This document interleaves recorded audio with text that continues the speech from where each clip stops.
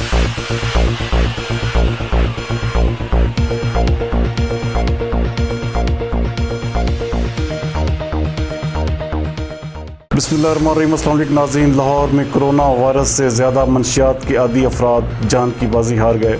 हमारे divisional bureau chief मियाँ एजाज असलम के मुताबिक एक माह के दौरान 51 नामालूम अफराद की डेड बॉडीज़ सामने आईं। नामालूम अफराद की लाशें फुटपाथ, पार्कों और सड़क के किनारे पाई गईं। इस हवाले से ड्रग एडवाइजरी ट्रेनिंग हब ने एक इजलास में रिपोर्ट भी जारी कर दी।